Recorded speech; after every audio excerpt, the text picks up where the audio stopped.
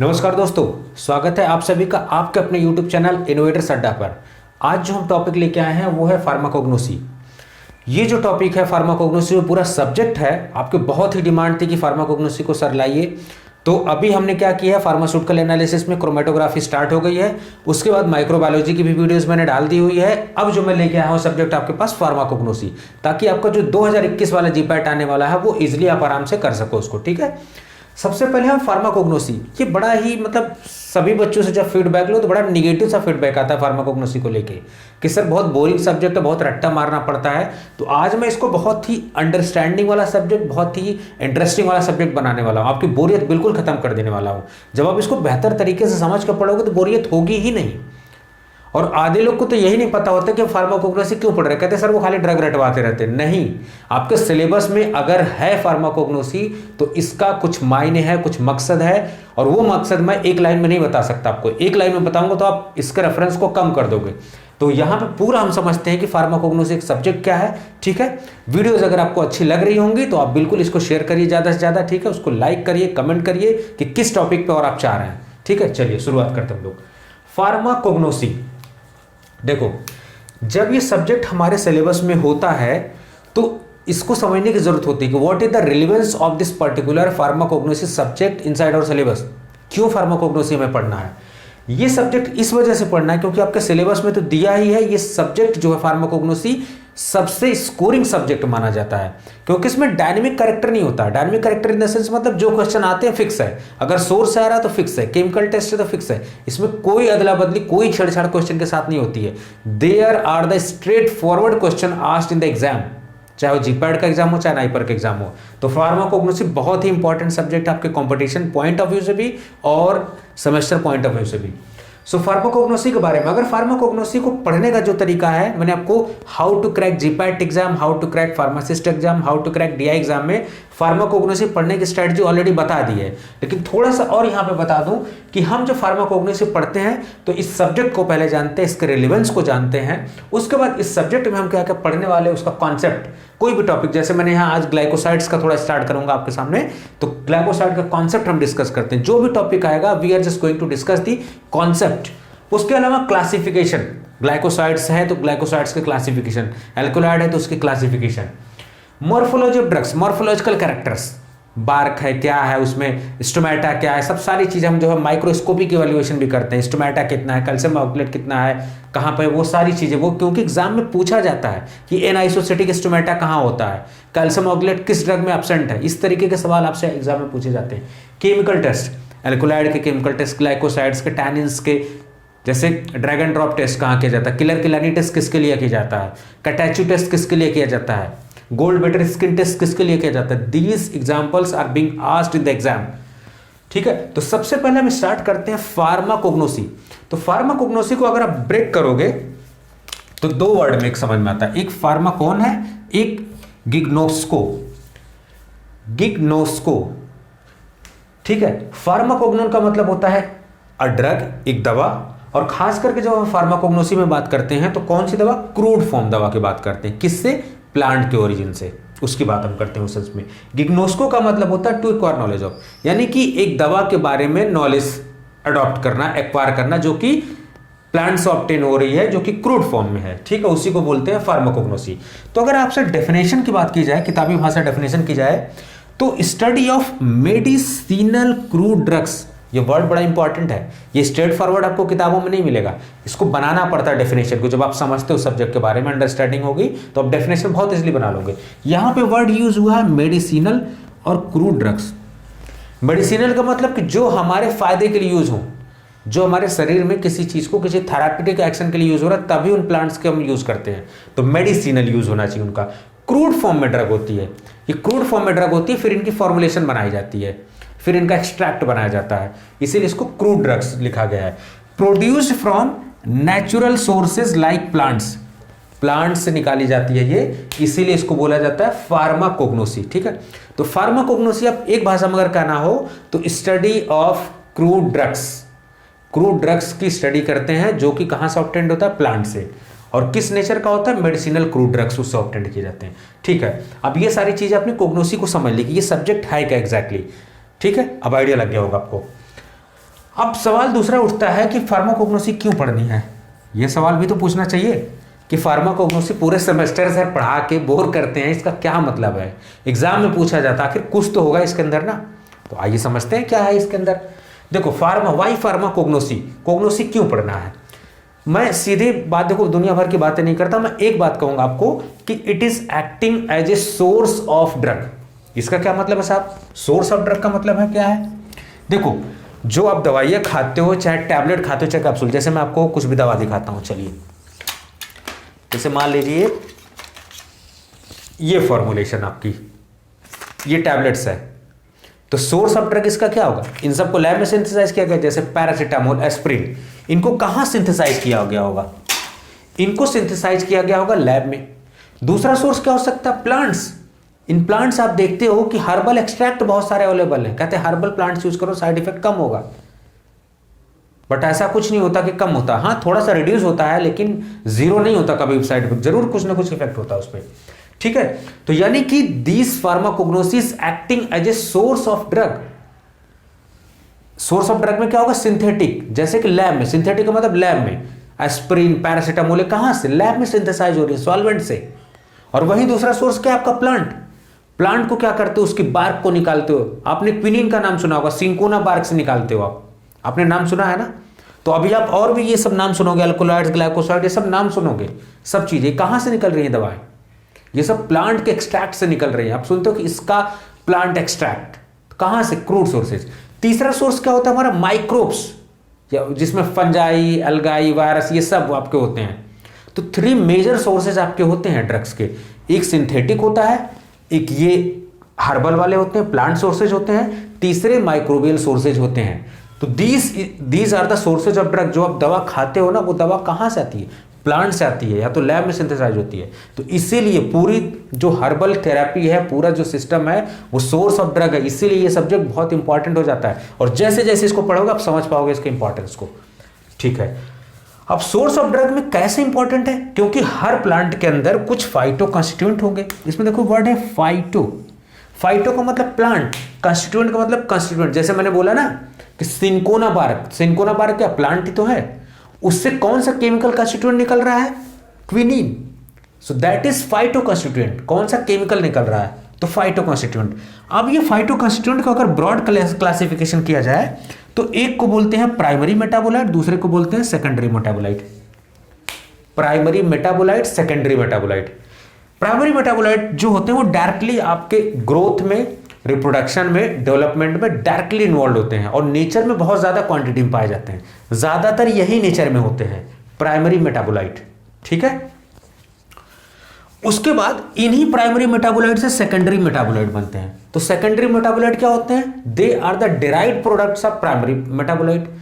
अब कैसे, जैसे alkaloids, glycosides, terpenoids, resins, tannins, flavonoids, phenolic compounds, ये सारे आप फार्माकोग्नोसी में पढ़ने वाले हो।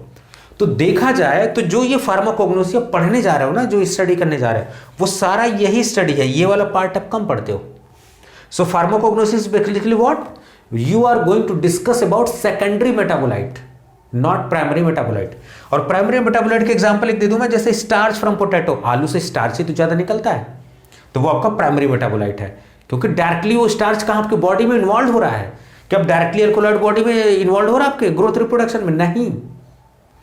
आलू खाते हो, स्टार्च जो आता है आलू से, वो स्टार्च आपकी ग्रोथ और डेवलपमेंट में नहीं यूज होता है डायरेक्टली, इसलिए लिखा गया directly involve in the growth, development and reproduction.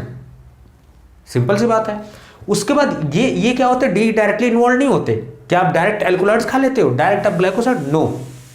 सो इसकी स्टडी ही बेसिकली हमारी क्या होती है, फार्माकोग्नोसी। सो अगर देखा जाए तो फार्माकोग्नोसी जो हम सब्जेक्ट पढ़ते हैं वो सोर्स ऑफ ड्रग है, आधी दवाओं का सोर्स है समझ लो आप।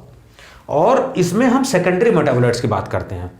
तो आज जो मैं टॉपिक आपके सामने लेके आया हूं दैट इज ग्लाइकोसाइड्स। यहां पे जो टॉपिक है, मैंने कहा आज एक टॉपिक शुरुआत कर ही देते हैं फार्माकोग्नोसी से। तो फार्माकोग्नोसी में जो टॉपिक इंपॉर्टेंट है ग्लाइकोसाइड्स। अभी देखो वो टॉपिक मैं सबसे पहले ला रहा हूं जो जीपैट जो एग्जाम में आपके पूछे जाते हैं। बाकी फार्माकोग्नोसी तो आप अपनी यूनिवर्सिटी एग्जाम में टीचर से पढ़ते रहते हो और बोर भी हो जाते हो पढ़ पढ़ के, लेकिन जो एग्जाम पॉइंट ऑफ व्यू से आता है उसको सबसे पहले कवर करने की जरूरत है, ठीक है। तो ग्लाइकोसाइड्स मैंने स्टार्ट किया। अब देखो ये जो ग्लाइकोसाइड्स, एल्कलॉइड, टर्पिनॉइड, रेजिन, ये सब पूछे जाते हैं, इनके केमिकल टेस्ट, इनकी प्रॉपर्टीज क्या होती हैं, ये सब पूछी जाती हैं। ठीक है, तो आज मैंने स्टार्ट किया ग्लाइकोसाइड्स। तो अगर मैं अब ग्लाइकोसाइड आपको पढ़ाऊंगा तो आप जवाब देने की स्थिति में होंगे। कैसे, अभी देखते हैं जरा। ग्लाइकोसाइड्स अब पूछा जाएगा, डेफिनेशन कोई पूछे तो ग्लाइकोसाइड्स सेकेंडरी मेटाबोलाइट्स होते हैं। अगर मैं पहले बोल देता आपको सेकेंडरी मेटाबोलाइट तो आपको कुछ समझ में नहीं आता, क्योंकि यहां पे देखो लिखा हुआ ग्लाइकोसाइड्स आर सेकेंडरी लिखा हुआ। इसका ये मतलब नहीं कि मैंने लिख दिया तो कुछ भी सही है, नहीं, ये कॉन्सेप्ट है। सेकेंडरी मेटाबोलाइट के एग्जांपल ग्लाइकोसाइड्स, तो यहां मैंने लिखा glycosides are secondary metabolites which upon hydrolysis, जिनका हाइड्रोलिसिस होने के बाद दो भाग में टूट जाते हैं। उसको एक को बोलते हैं ग्लाइकोन, दूसरे को बोलते हैं ए ग्लाइकोन। ए लग गया यहां पे, याद रखिए यहां पे ग्लाइकोन और ए ग्लाइकोन, यानी कि जो ग्लाइकोसाइड्स होते हैं वो सेकेंडरी मेटाबोलाइट्स होते हैं और हाइड्रोलिसिस के बाद, टूटने के बाद वो दो भागों में टूट जाते हैं। First one is ग्लाइकोन, second one is a ग्लाइकोन। और ग्लाइकोन जो होता है वो सुगर्स होते हैं। सुगर, जो ग्लाइकोन पार्ट होता है क्या होता है, सुगर। और चीनी आपको पता है कि पानी में घोल के पी जाते हो। आजकल आप लोग चीनियों को मजाक भी उड़ा रहे हैं, कहते भाई चीनी क्या करेंगे, उनको तो हम पानी में मिला के घोल के पी जाएंगे। तो आपने चीन का बिल्कुल मीम्स बना दिया हुआ है। तो सुगर जो है, ग्लाइकोन पार्ट क्या होता है, सुगर। और सुगर जो चीनी होती है वाटर में सॉल्युबल होता है। तो रट्टा नहीं मारना है, समझना है, थोड़ा सा ट्रिक लगाना है। देखो सुगर क्या होता है, पानी में घुलनशील होता है। तो यहां पे क्या हो जाएगा, ये वाटर सॉल्युबल। रट्टा मारना हुआ नहीं। आपको फार्माकोग्नोसिस उस ढंग से नहीं पढ़ाई जाती है, तब आप नहीं समझ पाते हो, रट्टा मारने के चक्कर में रहते हो। कितना मजा आ रहा है पढ़ने में।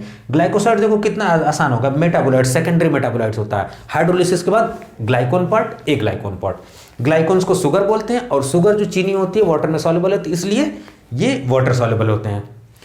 और जब ये सुगर है तो जाहिर सी बात है ये क्या होगा, ए ग्लाइकोन का मतलब, उसका मतलब नॉन सुगर पार्ट हो गया। ये नॉन सुगर पार्ट हो गया, नॉन सुगर। सुगर चीनी जो है पानी में घुल जाती है तो सॉल्युबल है। और जब ये नॉन सुगर है तो जाहिर सी बात, जब सुगर ही नहीं तो पानी में क्या सॉल्युबल होगा, पानी में नहीं सॉल्युबल होगा। इसका मतलब कहीं तो सॉल्युबल होगा। इसका मतलब कि ये नॉन पोलर सॉल्वेंट में सॉल्युबल है। कहां पे, नॉन पोलर। जो पानी होता है आपका पोलर, पानी पोलर, ऐसे याद रखो। यानी कि जो वाटर सॉल्युबल है, इसका मतलब ये भी हुआ कि ये पोलर सॉल्वेंट में सॉल्युबल है। लेकिन यहां पे ये देखा जाए तो ये जो नॉन सुगर पार्ट है वाटर इनसॉल्युबल है, तो वाटर में सॉल्युबल है नहीं। तो यानी कि किस में सॉल्युबल है, नॉन पोलर सॉल्वेंट में। नॉन पोलर कौन कौन से, जैसे कि बेंजीन हो गया, ईथर हो गया, इन सब में ये वाला सॉल्युबल है। लेकिन आप कह रहे होगे कि साहब ये बताओ कि ये दोनों पार्ट का करना क्या है। इन पार्ट का कुछ स्पेसिफिक फंक्शन होता है, और यही पूरा कॉन्सेप्ट आपका जो है पूछा जाता है एग्जाम में, कि which one is ग्लाइकोन part, sugar, and which one is involve in the transportation of A ग्लाइकोन part. जाहिर सी बात है, एक ग्लाइकोन के बाद बचा कौन हुआ है, ग्लाइकोन पार्ट। तो ग्लाइकोन पार्ट ही तो रिस्पॉन्सिबल होगा ट्रांसपोर्टेशन के लिए। तो ग्लाइकोन जो सुगर वाला पार्ट है वो क्या करता है, ट्रांसपोर्टेशन करता है। किसका, of A ग्लाइकोन part at the site of action. अब इसका दूसरा मतलब भी सेंस निकाल दो, कॉमन सेंस थोड़ा सा यूज करो। ये वाला जो पार्ट है इसको पहुंचा रहा है कहां पे, जहां पे काम करना है।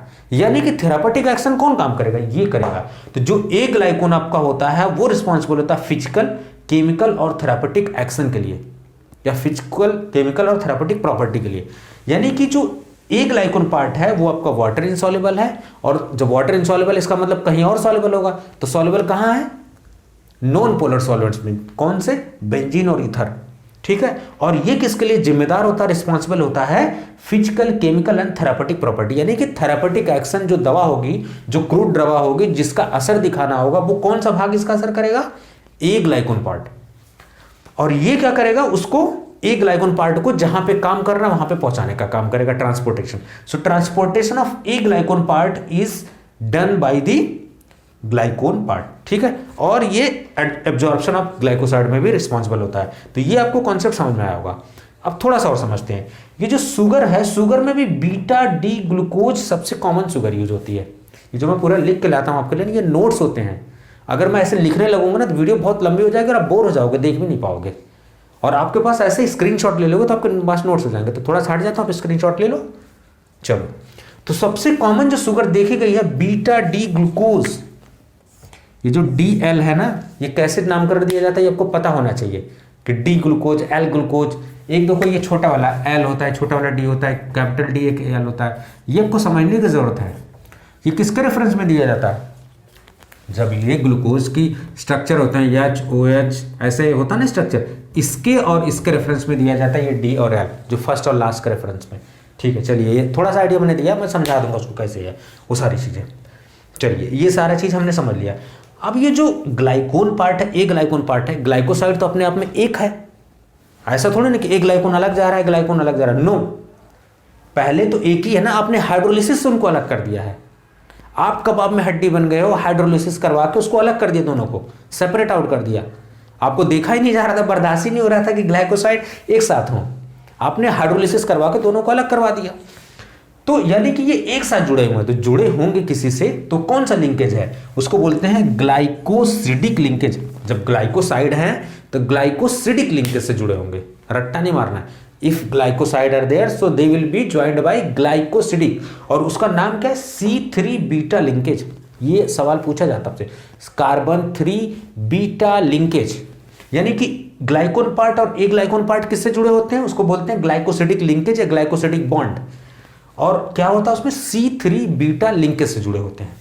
चलिए, तो ये थोड़ा सा कॉन्सेप्ट समझ में आ गया होगा। नेक्स्ट क्लास जो आएगी, अगर ज़्यादा लंबा कर दूंगा तो आप बोर हो जाओगे। अभी पहली क्लास भी है, तो नेक्स्ट क्लास जब आएगी तो उसमें क्लासिफिकेशन होगा, उसके प्रॉपर्टीज होंगी, वो सारे टेस्ट होंगे, सब कुछ बहुत अच्छे से। सैपोनिन ग्लाइकोसाइड्स क्या होता है, एंथ्राक्विनोन क्या होता है, सब एक सीरियल से आएगा, बस आप इत्मीनान से पढ़ते रहिए। ठीक है। हाँ, एक चीज़ और आपको बताना था मुझे कि सोर्सेज कुछ बच्चे कह रहे होंगे, देखिए मैं किसी राइटर का बुक नहीं प्रमोट कर रहा हूँ यहाँ पे। मैं चाहता हूँ कि मेरे बच्चे जो भी हैं, जो भी पढ़ने वाले रीडर हैं, वो अच्छे से पढ़ें इसको। ट्रीज एंड इवांस, अगर कोई इंटरनेशनल राइटर के आप लेना चाहते हो तो ट्रीज एंड इवांस। बाकी हमारे इंडियन राइटर के कोकाटे साहब हैं, बहुत बढ़िया, इनकी बुक है, सब बहुत लोग पढ़ते हैं इसको। ठीक है, CK Kokate and Trease and Evans, these are the sources for this particular pharmacognosy. तो आज हमने जो पढ़ा वो पढ़ा फार्माकोग्नोसी है क्या, और इस सब्जेक्ट को जानने की कोशिश की कि इसको पढ़ते क्यों, इसकी जरूरत क्यों पड़ी। ये तो MBBS में भी पढ़ाया जाता है, उनको भी पढ़ाया जाता है, और सोचो BMS वाले, उनको तो पढ़ाया ही जाता है ये। तो फार्माकोग्नोसी है क्या, ठीक है, क्या क्या पढ़ना है उसमें, 4 चीजें हमने बताई, और कैसे सोर्सेज क्या होते हैं, फाइटोकंस्टिट्यूएंट क्या होते हैं, वो सब हमने बताया। फिर ग्लाइकोसाइड्स के बारे में आज थोड़ा सा आइडिया दिया। नेक्स्ट वीडियो में हम मिलते हैं बहुत अच्छे से डिटेल में। आपसे बस रिक्वेस्ट है कि जो वीडियोस मैंने डाल दी एनालिसिस के, क्रोमेटोग्राफी जहां से स्टार्ट करें उसको बढ़िया से देखिए, माइक्रोबायोलॉजी को भी स्टार्ट कर दिया मैंने, देखिए उस वीडियोस को, और इन वीडियोस को ज़्यादा से ज़्यादा आप शेयर करिए अपने दोस्तों से, ताकि और भी बच्चों की हेल्प हो। देखिए, कोई यहाँ पैसा नहीं लग रहा, बस आपको केवल अपना कीमती समय देना है बस। ठीक है, चलिए, बिल्कुल ध्यान रखिए अपना, स्वस्थ रहिए, मुस्कुराते रहिए, हंसते रहिए। नमस्कार।